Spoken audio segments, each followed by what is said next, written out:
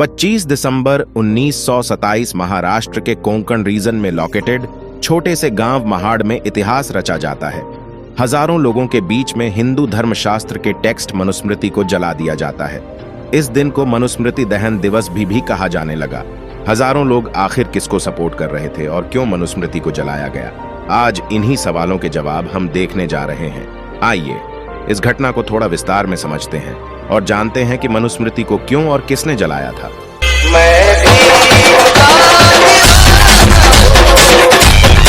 दोस्तों, 1927 में doctor B.R. Ambedkar ने महाड़ सत्याग्रह की शुरुआत की थी।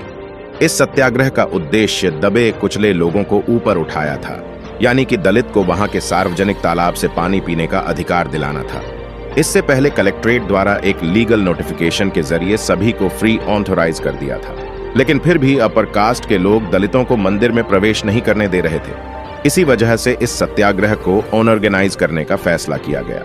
सत्याग्रह से पहले इस एरिया के ब्राह्मणस लोकल कोर्ट से कलेक्ट्रेट की नोटिफिकेशन पर स्टे ऑर्डर भी लिए आए थे और उनके द्वारा बहुत प्रेशर बनाया जा रहा था कि यह प्रोटेस्ट किसी भी तरह से रुक जाए।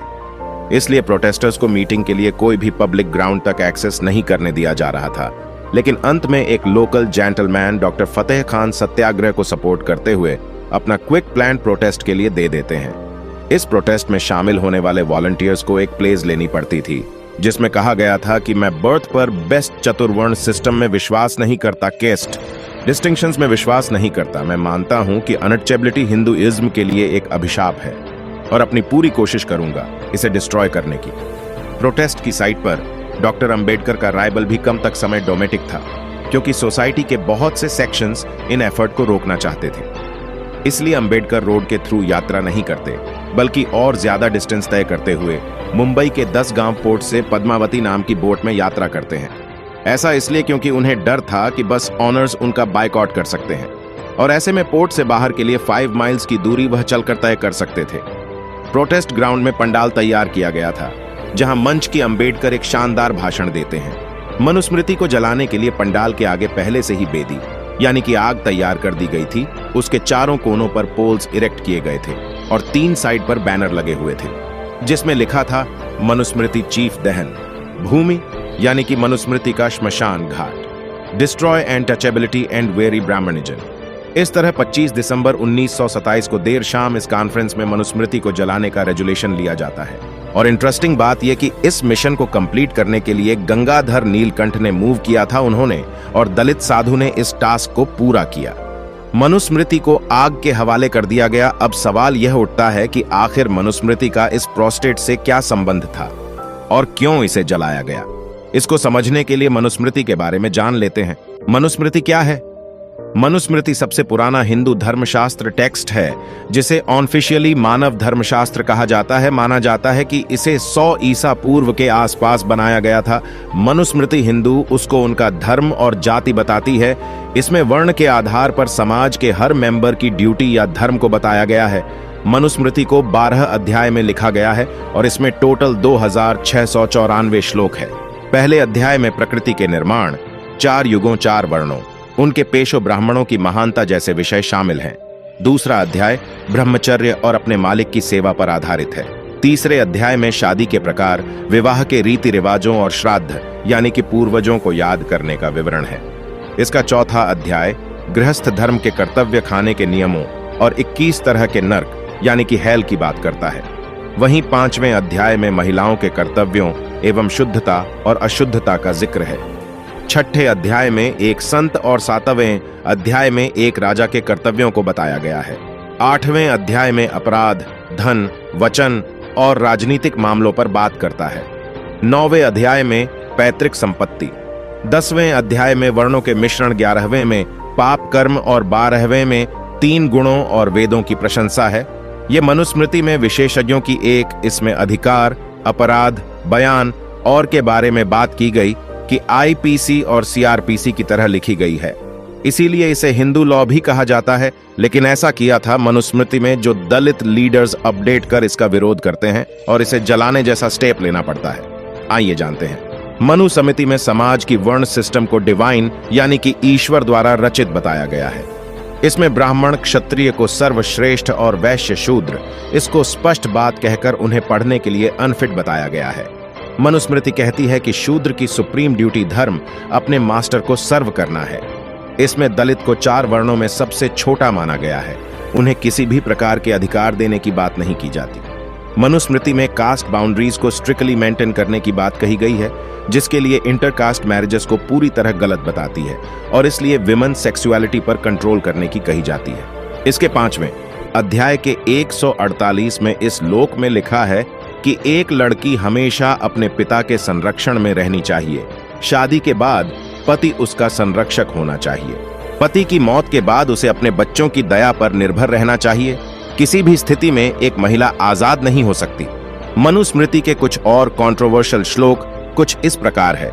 11वें अध्याय के श्लोक 135 कहता है कि 100 साल के क्षत्रिय को 10 साल के ब्राह्मण को अपने पिता की तरह ही सम्मान देना चाहिए।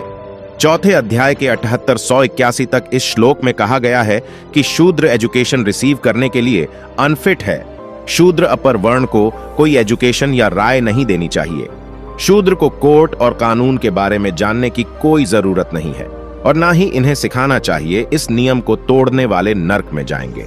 इसके अलावा 8वें अध्याय में कास्ट डिस्क्रिमिनेशन को सपोर्ट करने वाले बहुत से श्लोक हैं, जैसे कि 20वें श्लोक में लिखा गया है कि एक ब्राह्मण जो सिर्फ जन्म से ही ब्राह्मण है, यानी कि उसने ना तो वेदों को पढ़ा है और ना ही उसमें दिए गए किसी काम को किया है, अगर राजा चाहे तो ऐसा ब्राह्मण भी उसके लिए लॉ को इंटरप्रेट कर सकता है, यानी कि जज बन सकता है। लेकिन एक शूद्र बार भले ही वह कितना ज्ञानी हो, ऐसा कभी नहीं कर सकता। श्लोक नंबर 2 170 में दिया कि अगर कोई शूद्र अपर कास्ट वाले की इंसल्ट करता है तो उसकी जुबान काट लेनी चाहिए, क्योंकि वह लो ओरिजिन का है। अगले श्लोक में लिखा है कि अगर शूद्र अपर कास्ट वाले किसी व्यक्ति का नाम और कास्ट बिना रिस्पेक्ट के लेता है तो उसके मुंह में 10 अंगुल लंबा लोहे की छड़ गर्म करके डाल देनी चाहिए। एक श्लोक कहता है कि अगर कोई शूद्र एरोगेंट ब्राह्मण को धर्म सिखाने की भूल करता है तो राजा को उसके मुंह और कान में गर्म तेल डाल देना चाहिए। इसी तरह के बहुत से श्लोकों के द्वारा मनुस्मृति में ब्राह्मण की सुप्रीमेसी और शूद्र की इंफीरियरिटी को एम्फासाइज किया गया है। इसलिए स्वाभाविक है कि दलित लीडर्स या सोशल क्वालिटी में बिलीव करने वाले लोग मनुस्मृति का विरोध करते हैं। ज्योतिबा फूले पहले रिफॉर्मर थे जिन्होंने मनुस्मृति की आलोचना की थी और यही वजह थी कि दलित लीडर अंबेडकर भी इसका पूरा विरोध करते हैं। आइए जानते हैं कि उन्होंने मनुस्मृति को जलाने के पीछे खुद क्या तर्क दिए थे। 3 फरवरी 1928 को अपने न्यूज़पेपर बहिष्कृत भारत में अंबेडकर मनुस्मृति दहन को एक्सप्लेन करते हुए एक पत्र लिखते हैं।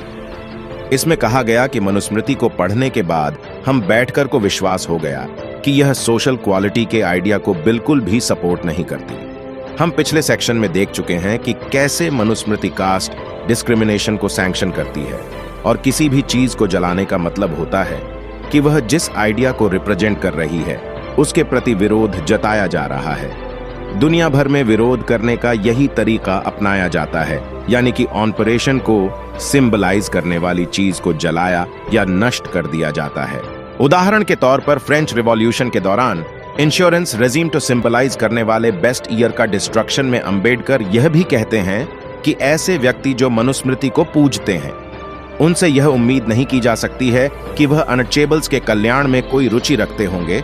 उन्होंने मनुस्मृति के जलाने को महात्मा गांधी द्वारा पॉइंट लाश को जलाने के एक्ट से भी कंपेयर किया। जैसे पॉइंट्स को जलाना कॉलोनियल रूल की आइडियोलॉजी को चैलेंज करता है, वैसे ही मनुस्मृति को जलाना पड़ा। मैंने सुप्रीमेसी और कैस्ट डिस्क्रिमिनेशन को चैलेंज करता है। यही मनुस्मृति दहन का मतलब और उद्देश्य था। मनुस्मृति को जलाना दलित मूवमेंट को एक नई दिशा देता है। इससे यह दिखाया जाता है कि दलित ब्राह्मण धर्म को नहीं मानते और क्वालिटी उनकी सिर्फ डिमांड ही नहीं बल्कि उनका अधिकार है। दोस्तों, आज भी मनुस्मृति को जलाने की खबर न्यूज़पेपर में आती रहती है कि मनुस्मृति का कानून इंडिया में नहीं चलता बल्कि डॉक्टर अंबेडकर द्वारा दिए गए संविधान इंडिया में चल रहा है। दोस्तों, आज की वीडियो में बस इतना ही। वीडियो पसंद आई हो तो एक लाइक करें और कमेंट बॉक्स में जय भीम जरूर लिखें। इस चैनल पर मैं सिर्फ बाबा साहेब के जीवन से जुड़ी छोटी बड़ी सभी जानकारी लेकर आता रहता हूं।